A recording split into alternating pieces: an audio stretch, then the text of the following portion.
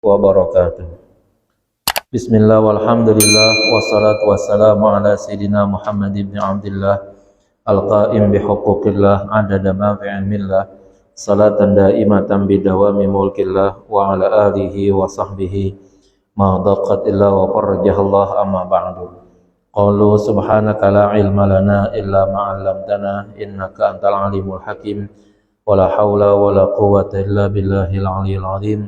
Rabbi shrah li sadri wa yassir li amri wahlul 'uqdatam min lisani yafqahu qawli. Rabbi shrah li sadri wa yassir li amri wahlul 'uqdatam min lisani yafqahu qawli. Rabbi shrah li sadri wa yassir li amri wahlul 'uqdatam min lisani yafqahu qawli. Bijahi sayyidina Muhammadin sallallahu alaihi wasallam.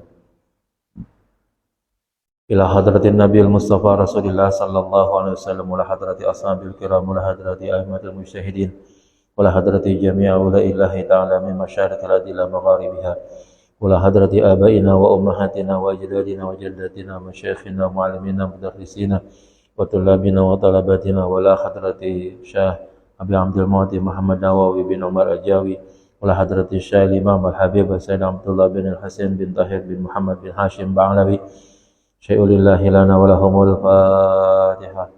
A'udzu billahi minasyaitonir rajim. Alhamdulillah. Ar-Rahman Ar-Rahim. Iyyaka na'budu wa iyyaka nasta'in. Shiratal ladzina an'amta 'alaihim. Kita lanjut halaman 174. Bismillahirrahmanirrahim. Qala al-mu'allif rahimahullahu ta'ala wa adama an-naf'a bihi wa bi'ulumihi fid daril amin. Masih menjelaskan rukun-rukun salat. Jadi dalam setiap ibadah, jika ingin ibadah tersebut dinilai sah, maka harus ada perpaduan antara syarat dan rukun. Ya. Salah satu daripada syarat-syarat yang ditentukan atau salah satu dari rukun-rukun yang ditetapkan tidak ada di dalam ibadah, itu bisa jadi keseluruhan ibadah itu gagal. Satu dah misalnya, ya, toharoh, membersihkan badan, dalam hal ini berwudu, ya, itu ada di luar sholat, berarti dia namanya syarat kalau begitu, ya, karena adanya di luar sholat, ya. Kalau wudu tidak dikerjakan atau wudu itu sendiri tidak memenuhi syarat dan rukun wudunya, berarti wudunya tidak sah, ya. Ketika tidak ada rukun atau syarat yang terpenuhi pada wudu, lalu wudunya tidak sah, otomatis nanti naik kepada sholat, maka sholatnya juga tidak sah juga. Kenapa? Karena satu di antara syarat sholat adalah harus toharoh, gitu. Nah, itu yang di luar sholat, ya. Yang di dalam sholat berarti rukun, ya. Satu di antara rukun sholat, ya, boleh mulai dari takbir, dari fatihah, dari sujud, dari ruku, itu satu tidak terlaksana dan kemudian dibiarkan, ditinggalkan begitu, apalagi dalam kondisi tahu, ya, itu berarti, ya, telah membatalkan sholat itu sendiri. Kalau lupa dan lupanya berketerusan masih dimaaf. Kalau lupa, ya, di tengah jalan, di tengah sholat, maka sholat yang tadi lupa rukunnya dianggap tidak berlaku, ya, mesti diganti satu rakaat lagi. Jadi satu rukun ditinggalkan harus diganti dengan satu rakaat, ya. Itu peraturannya itu di dalam sholat itu seperti itu. Nah, kalau seandainya kita nggak tahu rukun sholat yang mana, ya, yang wajib yang mana, yang sunnah yang mana, itu kan berarti kita tidak tahu rukun dan syaratnya kalau begitu. Sementara salah satu di depan juga tuh sudah dijelaskan bahwa mengetahui waktu sholat, mengetahui syarat dan rukun sholat itu menjadi syarat utama di dalam melaksanakan sholat itu sendiri.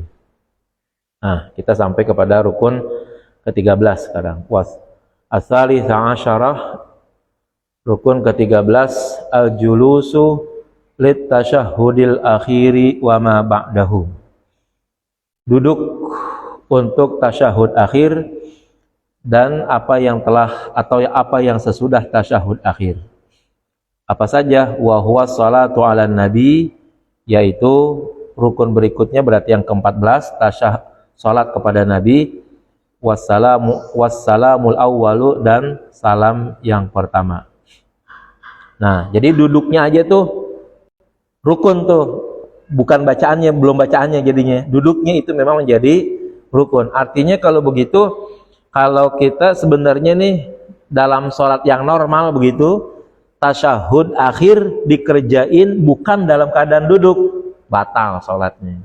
Ya, kalau sholatnya dalam kondisi terpaksa, ya, dalam kondisi tidak normal, atau kitanya yang sakit sehingga sulit duduk kali begitu, ya, karena apa misalnya tulangnya apa segala macamnya begitu kaku, ya itu baru ada dispensasi begitu. Tapi kalau badannya masih normal, lalu giliran baca tasyahud akhir, baca sholawat, baca salam, itu tidak dalam keadaan duduk, maka sholat tersebut dinyatakan batal, ya, karena memang duduknya saja untuk baca tasyahud, baca salawat, dan baca salam awal itu harus posisinya dalam keadaan duduk, ya, karena duduknya itu adalah rukun gitu.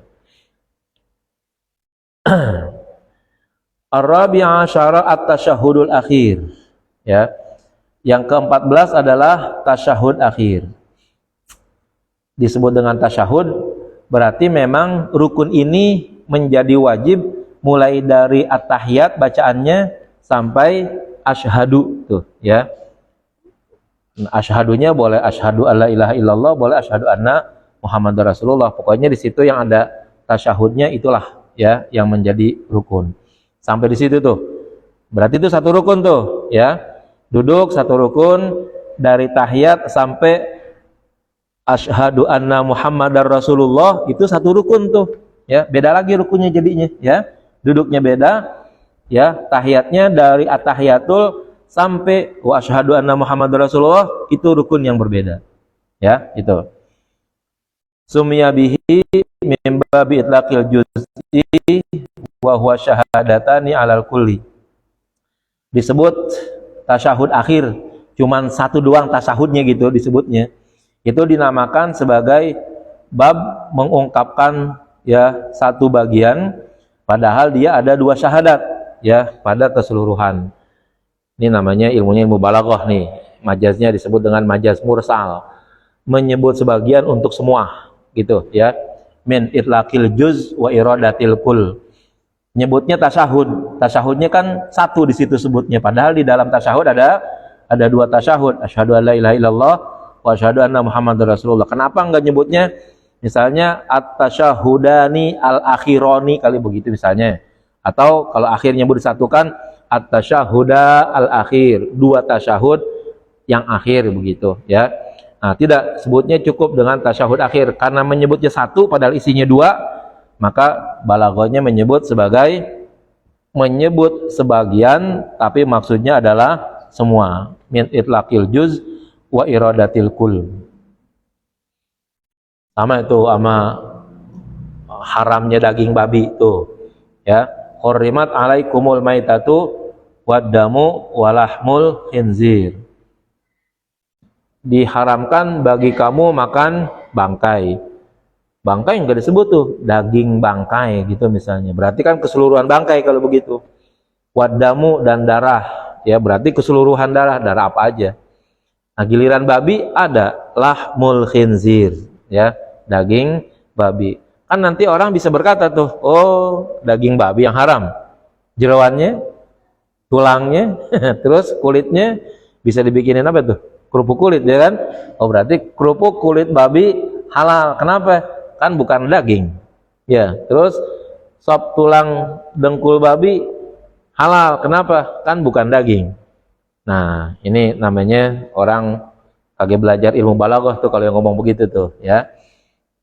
Emang yang namanya daging di dalam tubuh binatang, di dalam tubuh manusia emang nempelnya di apaan, ya kan? Ya, jadi disebut sebagian dagingnya karena setiap orang yang mau makan binatang itu komponen terbesarnya nyebutnya adalah daging gitu. Ya. Kita beli ayam ya, kita sebut tuh keseluruhannya. Ya, tapi kalau kita bilang makan hari ini sama apa nih? Ya, daging ayam. Ya, itu kan sangat memungkinkan kita beli ayam secara keseluruhan, ya.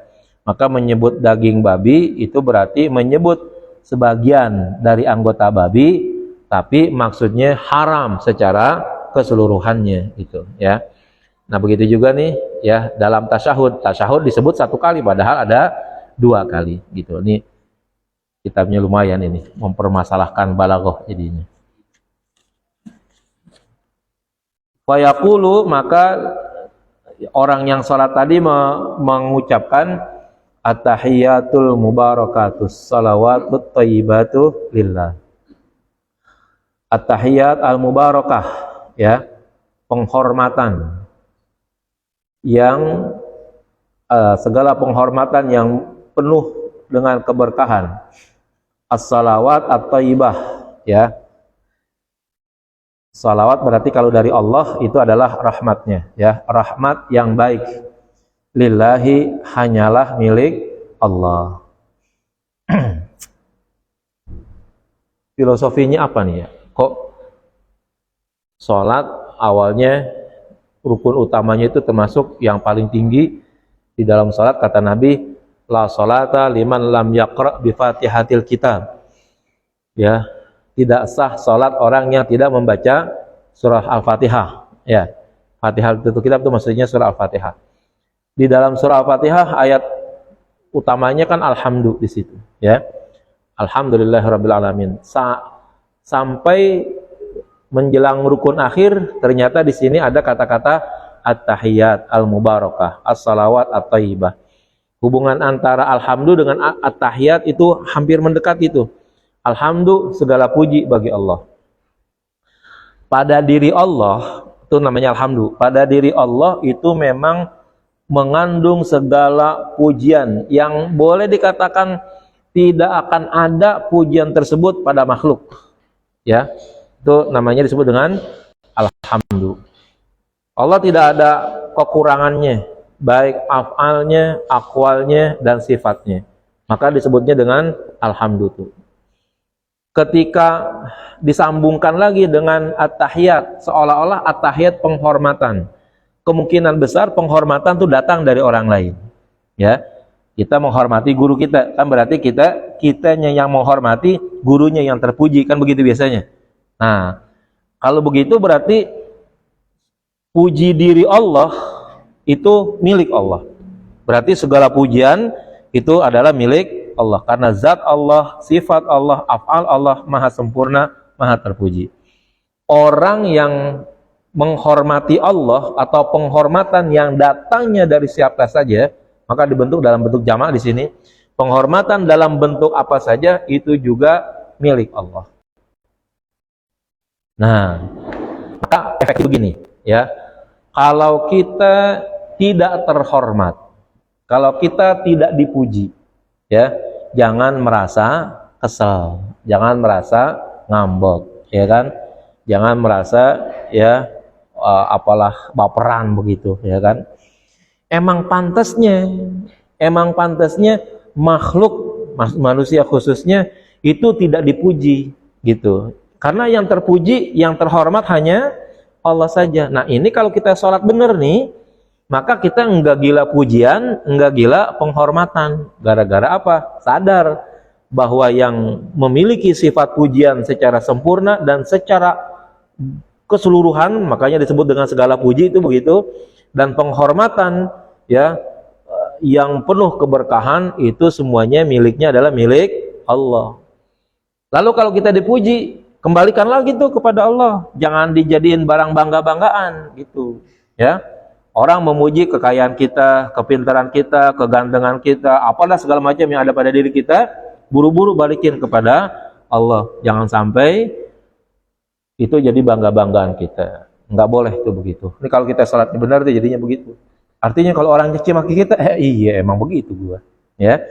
Kita dibilang bodoh sama orang tuh, iya, emang saya bodoh karena memang yang pintar adalah Allah. Jelek lu, iya emang saya jelek, yang sempurna, yang cakep tuh Allah, ya. Innallaha jamil yuhibbul jamal misalnya.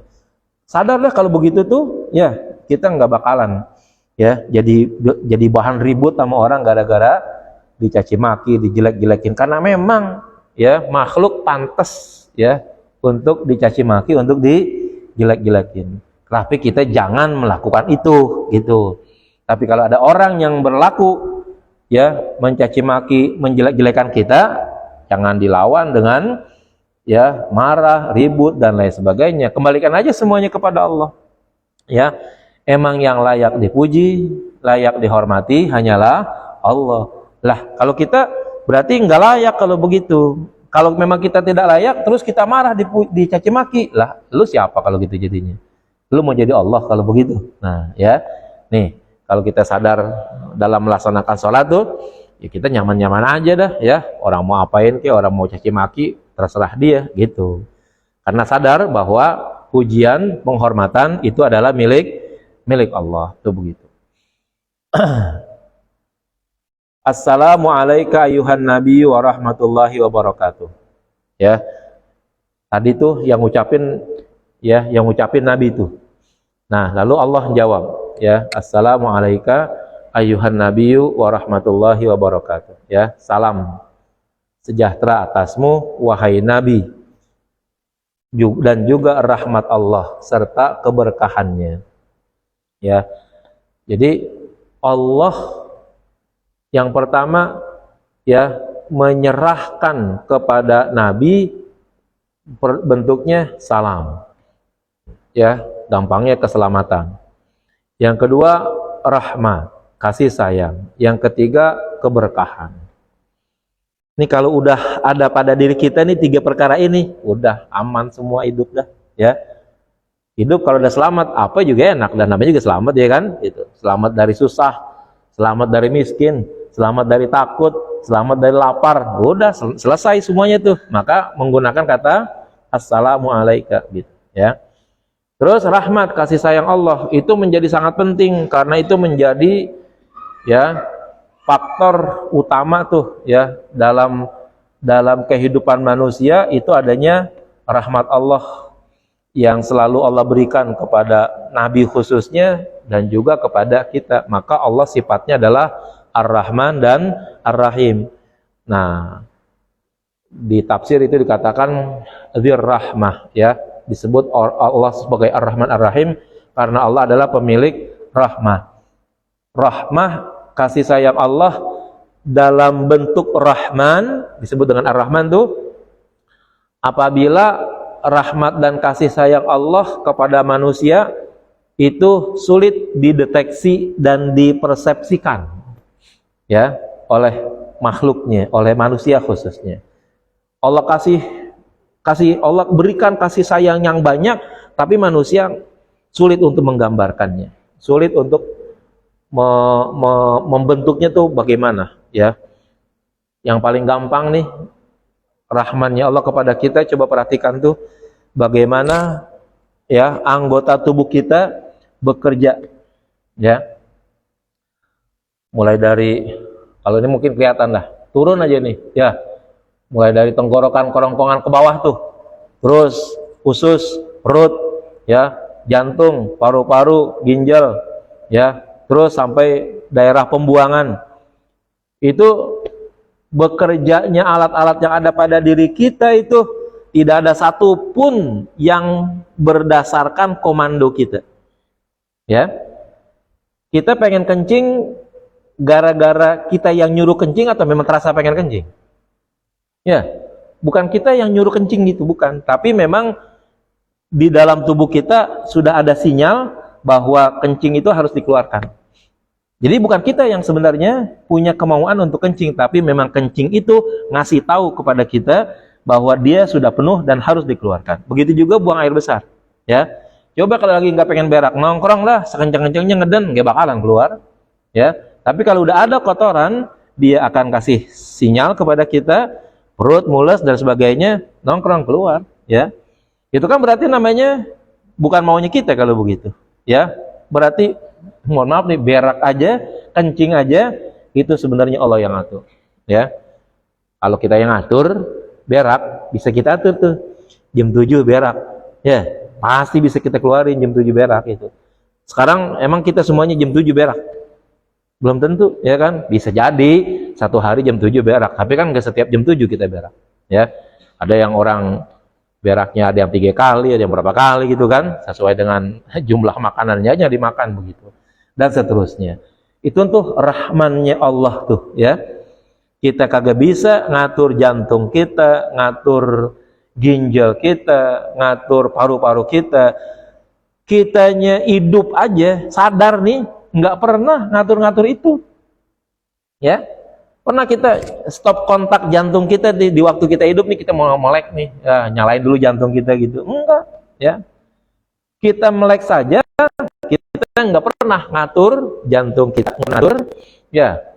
Perut kita nggak pernah ngatur paru-paru kita, tuh paru-paru dan alat-alat yang ada di dalamnya berjalan. Yang ngatur, yang ngasih rahmat, yang melakukannya tidak ada lain adalah Allah Subhanahu wa taala, ya. itu namanya rahman Allah, tapi tidak pernah dipikirkan oleh manusia bagaimana melaksanakannya. Tapi nanti ada juga sifat kasih sayang Allah yang bisa dijangkau oleh pikiran manusia. Allah ngasih rezeki sebagai tanda kasih sayang Allah kepada manusia, itu misalnya melalui jalan usaha. Usahanya apa? Dagang, ngajar, ya, jadi tukang ojek, ya, macam-macam dah pokoknya. Itu namanya Allah kasih rahmat, Allah kasih rizki, tapi dengan pola yang dapat dipahami dan dikonsepkan oleh manusia. Kenapa dia punya duit? Oh, karena dia kerja, gitu. Kira-kira begitu. Padahal sih, ya, kalau Allah mau dan Allah inginkan begitu, semua manusia bisa saja Allah kasihin duit tanpa harus dia bekerja. Tapi jadi masalah enggak? Gitu masalahnya itu. Ya, coba ada jajalin. Jangan banyak-banyak nih di kampung kita nih, misalnya ada tiga orang aja nih. Ya, rumahnya gede, duitnya banyak, mobilnya mewah, kerjanya kagak. Oh begitu. Enak kan begitu? Nggak kerja tapi duit banyak aja dah pokoknya, ya kan? Duit banyak aja dah. Mau beli apa cukup pokoknya semua. Mau bangun rumah yang mana aja kita bisa bikin rumah. Ya nggak ada kerjaannya. Tapi yakin ini, ya orang yang kayak begini jadi sasaran fitnah kan? Ya paling nggak dibilang apa tuh? Ngepet lah, miara tuyul lah, ya kan begitu jadinya orang, ya. Itu gara-gara punya duit banyak tapi kagak ada kerjaannya. Nah, jadi Allah nggak mau tuh kasih manusia yang polanya begitu, ya. Maka standar rezeki bahwa manusia harus hidup Allah kasih. Wa ma min dabbatin fil ardi illa 'alallahi rizquha. Orang bekerja sama kerja, kalau urusannya makan kemungkinan besar dapat pokoknya, ya. Tapi kalau untuk mau lebih gitu, mau kaya, nah harus kerja gitu. Nah, tapi tidak ada orang yang akan dikayakan, ya, yang di luar jangkauan akal manusia. Itu udah menjadi sunnatullah. Kalau pengen kaya, nyaman kekayaannya, ya diterima oleh orang bahwa dia sebagai orang kaya, nah itu dia harus bekerja. Ya, orang mau pintar harus belajar. Begitu semuanya ada asbab. Wa ja'alna likulli syai'in sababa. Itu begitu. Nah, itu rahim, namanya Allah Maha Rahim tuh di situ, ya. Nah, nanti ada lagi yang bilang Allah Maha Rahman, dari kata rahmatullah nih, Allah Maha Rahman, Allah memberi kasih sayangnya kepada semua makhluk tanpa, ya, memilih makhluk yang mana saja, ya. Allah mau kayakan orang yang mana, Allah mau cantikan, mau jelekan yang mana, pokoknya itu udah terserah Allah. Tapi selagi makhluknya Allah kasih, ya. Maka sangat memungkinkan si fulan jadi orang kaya, si fulan jadi orang miskin, si fulan jadi orang pintar, si fulan jadi orang bodoh, itu semuanya adalah rahmannya Allah tuh di situ, ya. Enggak harus untuk mendapatkan rizki orang harus sholat, enggak, ya. Yang penting dia jadi makhluk Allah, dia bekerja, dapat udah, ya. Siapa juga begitu udah. Karena memang Allah udah punya konsep kayak begitu. Ya, aku Maha Rahman, ya, setiap makhlukku kata Allah akan aku berikan. Ya, apalagi kalau dia mau mencarinya benar di jalannya begitu. Ya. tidak perlu halal, nggak perlu haram, pokoknya nyarinya benar aja begitu ya. Kalau nyolong yang benar gitu maksudnya. Iya, dan nyolong kalau saya ketangkep kalau begitu ya kan. Nyolong yang benar, nyopet yang benar, korupsi yang benar, supaya nggak ketangkep. Itu dapat kalau begitu. Itu udah sunatullah begitu ya. Mau jadi orang kaya dengan cara apa aja bisa, Allah kasih jalannya begitu. Tapi nanti ujung-ujungnya pertanggungjawabannya masing-masing ya. Yang halal mungkin jadi baik ya, jadi ada pahalanya, jadi ibadah, jadi hamba yang baik. Yang pola pencariannya salah, jahat, menodai orang lain, jadi kezaliman. Tapi semuanya masing-masing bisa ya, bisa dapat. Jadi ya, kalau dikatakan jadi maling yang benar ya harusnya nyolong yang benar gitu. Jangan sampai nyolongnya ketangkep gitu. Dapat nggak begitu? Dapat ya kan? Nggak mungkin lah ya maling itu nggak dapat nyolong. Kalau malingnya nggak dapat nyolong berarti dia belum pintar nyolongnya kalau begitu ya, itu belum benar nyolongnya. Nah itu memang udah menjadi sunatullah kayak begitu. Allah yang bikin jahat, Allah juga yang bikin baik, tapi memang Allah nggak redo sama yang jahat, itu aja ya.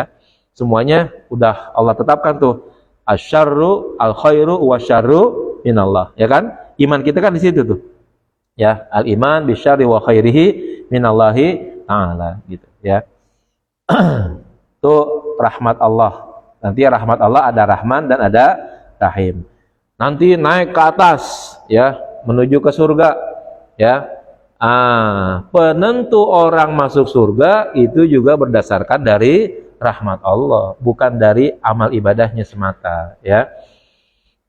Udah kita jelaskan tuh ya, Nabi sampai ngomong sama sahabatnya ya, tidak akan masuk surga salah seorang di antara kalian kalau hanya modalnya amal ibadah doang. Sahabat merasa iri, jangan-jangan kita doang yang digituin. Nabi boleh begitu ya kan, karena Nabi amalnya banyak, ibadahnya banyak, maka ibadah Nabi bisa menjadikan Nabi masuk surga. Nanya sahabat, engkau ya Rasulullah ya, apakah masuk surga dengan amalmu juga? Wala ana ya, saya juga tidak masuk surga kalau hanya modalnya amal saya saja. Lah, kalau Nabi amalnya udah begitu hebatnya, tapi tidak menjadi patokan untuk bisa masuk surga, wah apalagi kita ya kan. Maka Nabi katakan illa ayyataghammadani Allahu birahmati, kecuali Allah telah memasukkan saya ke dalam rahmatnya. Berarti rahmat Allah itu penting.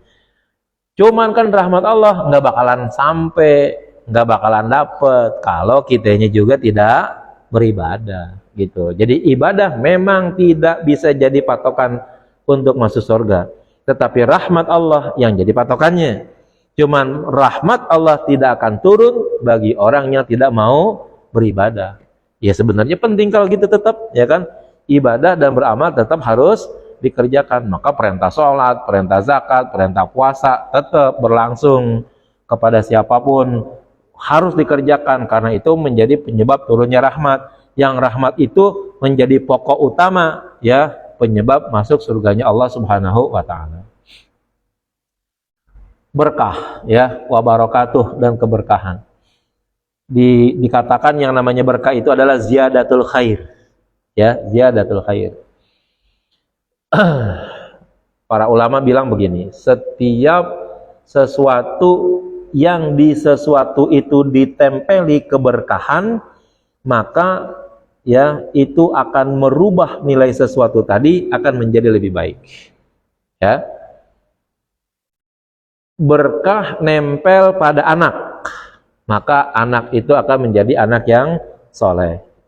Berkah nempel pada harta, ya, maka harta itu bisa dijadikan buat ya alat ibadah. Ya, ada nggak harta yang nggak bisa dijadikan alat ibadah? Ya banyak banget, ya kan, banyak yang begitu. Dan segala sesuatu yang apabila ditempelkan ibadah ke dalamnya oleh Allah, ditampilkan barokah oleh Allah, itu akan menjadi tambahan kebaikan. Harta yang sedikit kalau ditempelin berkah itu akan menjadi cukup, ya lebih sih enggak, tapi pasti menjadi cukup. Itu begitu. Artinya apa? Ada orang misalnya gajinya 1 juta sebulan, yang lain gajinya 10 juta gitu misalnya, ya itu yang 10 juta bisa jadi kurang tuh kalau tidak ada berkahnya pada gajinya tadi itu.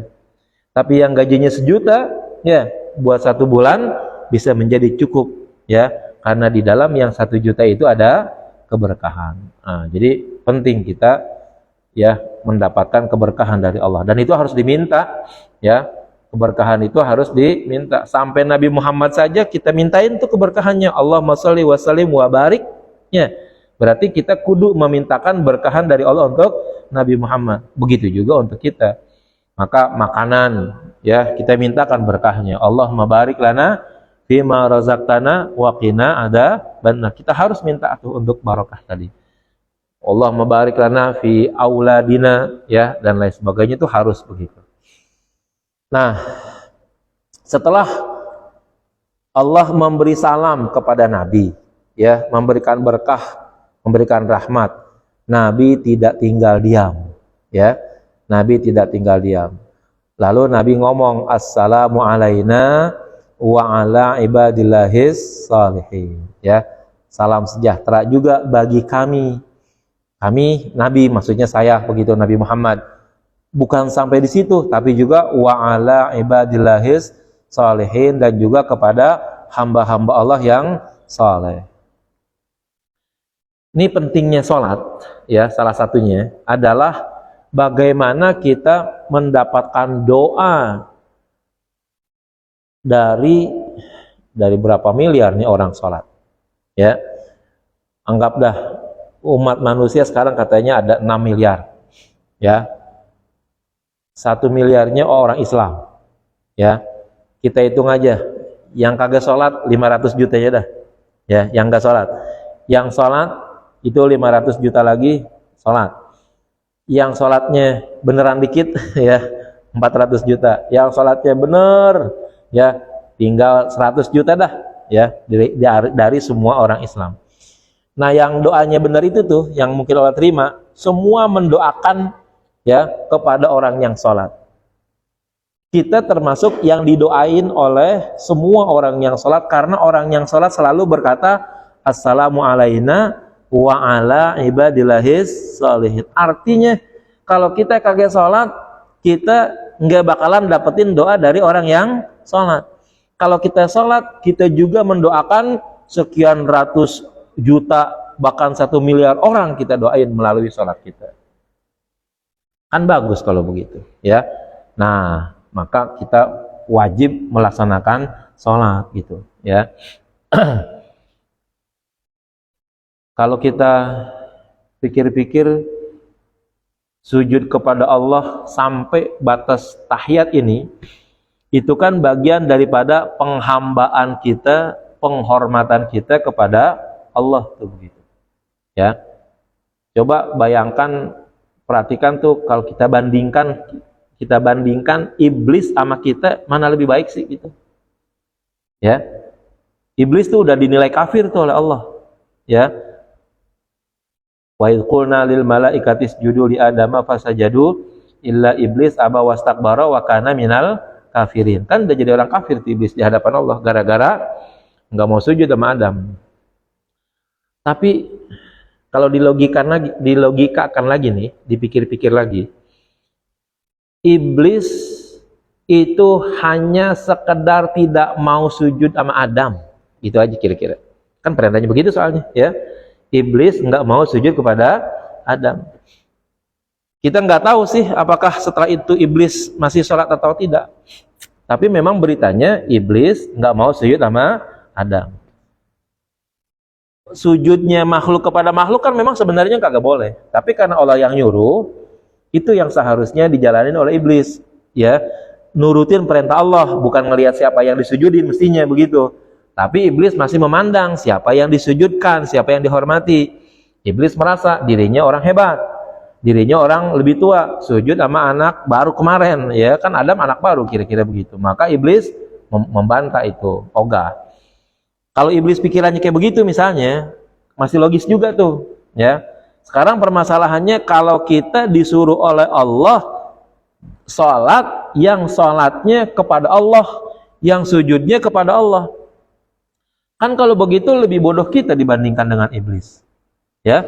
Iblis enggak mau sujud karena karena nggak mau sujud sama Adam sebenarnya gitu kalau dilihatnya gitu ya. Tapi kita tidak mau sujud, kita tidak mau sholat. Emang kita disuruh sujud sama siapa? Kita kan nggak disuruh sujud sama Adam. Udah selesai. Allah nggak pernah nyuruh makhluk manapun untuk sujud lagi kepada Adam. Hanya malaikat dan iblis saja. Kalau sekarang kita disuruh sujud, pasti suruh sujudnya adalah kepada Allah. Kalau kita nggak mau sujud kepada Allah, berarti kita lebih jelek sebenarnya daripada iblis. Ya, lebih jelek daripada iblis. Jangan-jangan iblis masih sholat kali. Cuman dia udah dinilai kafir aja sama Allah gitu kan. Buktinya apa? Ketika iblis itu minta doa, masih nyebut Allah tuh dia. Ya, Rabbi fanzirni ila yaumi yub'atsun, ila yaumi yub'atsun. Ya, Tuhanku, kata iblis tuh. Berarti kan iblis masih ngaku Allah sebagai Tuhan. Konsep kafir kan biasanya adalah makhluk tidak mengakui Allah sebagai Tuhan. Tapi iblis masih ngomong sama Allah. Ya, iblis masih mengakui bahwa Allah itu adalah Tuhan. Mintanya sama Allah. Rabbi fanzirni ila yaumi yub'atsun. Wahai Tuhanku, tunda kematianku sampai datang hari kiamat. Allah terima tuh doanya. Sampai sekarang jadi iblis kan kagak mati jadinya. Ya, panjang umurnya. Orang kafir aja Allah terima tuh doanya. Ya, mestinya sih kan kita lebih hebat lagi doa kita. Nah, tapi permasalahannya banyak manusia ya yang disuruh sujud kepada Allah, ogah tuh ya. Padahal iblis disuruh sujud kepada Adam, okelah dia nolak. Ya, karena dia mungkin merasa dirinya lebih hebat. Tapi kenapa kita banyak yang tidak mau sujud kepada Allah? Padahal perintahnya udah nggak ada lagi sujud kepada makhluk. Yang ada hanya perintah sujud kepada Allah. Berarti kalau ada orang yang tidak sholat begitu, berarti dia lebih buruk ya dibandingkan dengan iblis. Karena iblis merasa dirinya sujud kepada makhluk. Sementara kan kita disuruh sujudnya kepada Allah. Masa sujud kepada Allah nggak mau? Apa tuh yang menyebabkan kita tidak mau sujud kepada Allah, tidak mau salat begitu? Asyhadu an la ilaha illallah wa asyhadu anna Muhammadar Rasulullah. Nah, sampai situ itu namanya disebut dengan tasyahud tuh. Ya, tasyahudnya ada dua, tapi tetap cukup disebut satu sekaligus disebutnya begitu ya. Jadi mulai dari at-tahiyat sampai wa asyhadu anna Muhammadar Rasulullah itu satu rukun ya. Rukun qauli. Upayain untuk bacain ini kedengeran nih. Kedengaran untuk diri kita saja karena dia masuk dalam kategori rukun qauli gitu ya. Wa qauluhu al-mubarakah ya. Ucapan pengarang al-mubarakat ya. Wa taliyahu dan yang berikutnya masnunun fi kulli minat tasyahudi ya al-awwali wal akhiri. Itu disunnahkan pada setiap daripada tasyahud awal maupun daripada tasyahud akhir. Jadi kata at-tahiyatu kalau mau dihilangin tuh kata mubarakahnya boleh. At-tahiyatu langsung wassalawatu gitu ya.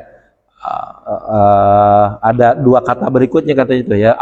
At-tahiyatu setelah itu langsung kepada at-tahiyatu lillah gitu ya. Jadi kata-kata al-mubarakah, as-salawat, at-thayyibat itu katanya sunnah, boleh kalau ditinggalkan begitu ya.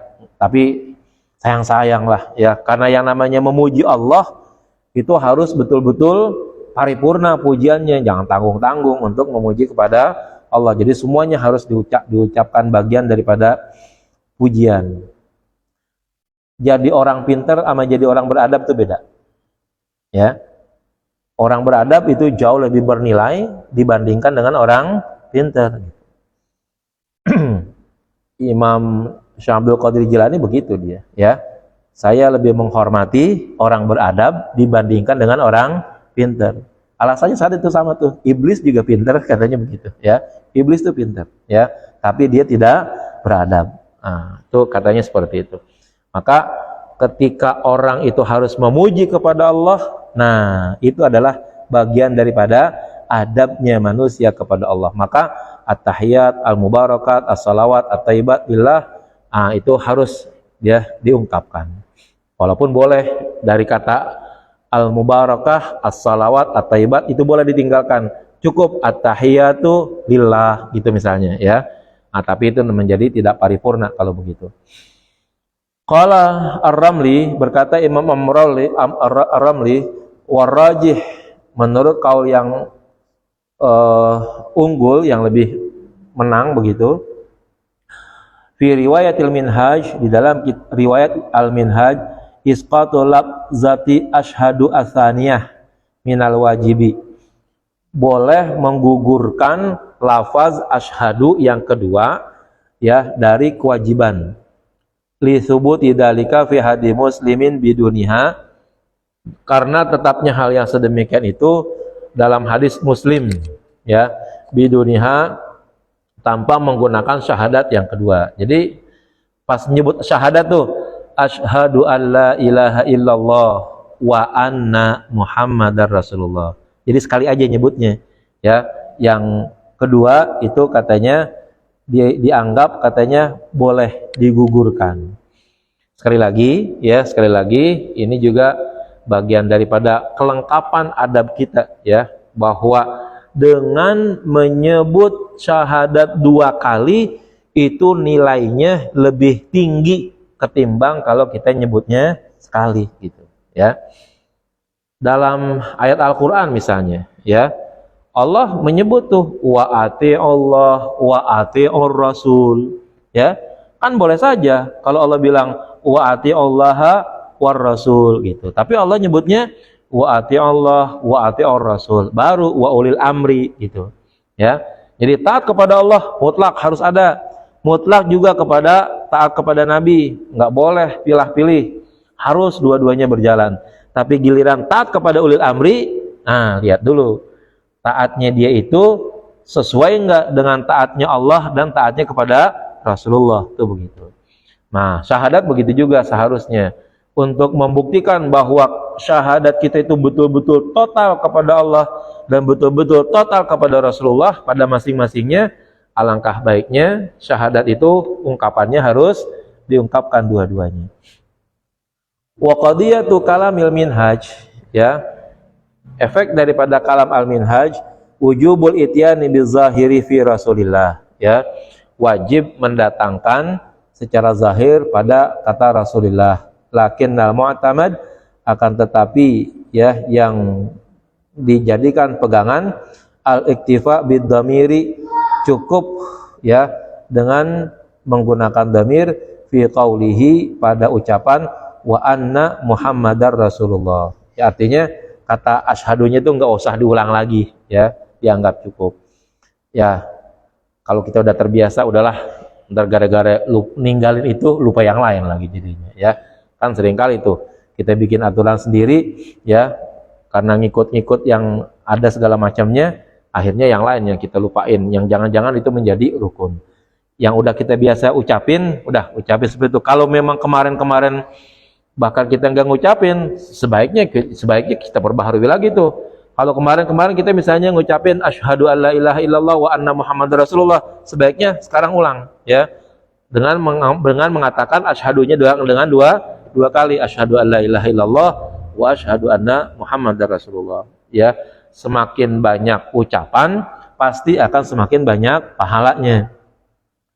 Maka semua ulama itu menyatakan sholat sunnah misalnya ya, itu sebenarnya kalau sholat sunnah, apalagi sholat sunnah mutlak begitu, seperti sholat witir tuh, tidak harus sholat tersebut ya dipisah-pisah ya.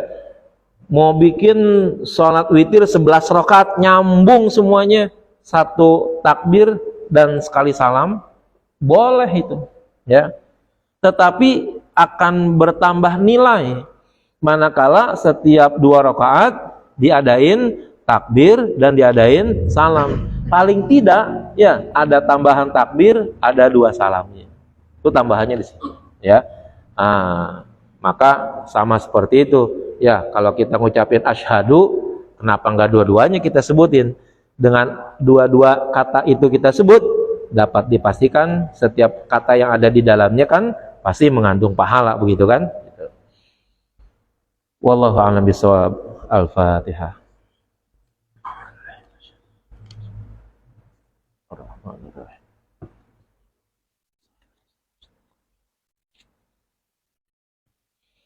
Bismillahirrahmanirrahim. Alhamdulillahirabbil alamin. Allahumma shalli ala sayidina Muhammad wa ala ali sayidina Muhammad. Allahumma arzuqna fahman nabiyyin, hifdzal mursalin, wa sana'atal mamatal muqarrabin. Allahumma anfa'na bima 'allamtana wa 'allimna ma yanfa'una wa 'allimna ma jahilna. Allahumma ja'alna wa auladana banatina dzurriyyatina min ahli wal khair. Wa la taj'alna wa iyyahu min ahli syarri wad dhair wa tah qulubana qulubahum tal 'arifin. Wahdina wa iyyahm siratal mustaqim, siratal ladzina an'amta 'alaihim ghairil maghdubi 'alaihim waladdallin. Rabbana atina fid dunya hasanah fil akhirati hasanah wa qina adzabannar. Sallallahu alaihi wasallam Muhammad walhamdulillahi rabbil alamin. Mohon maaf. Assalamualaikum.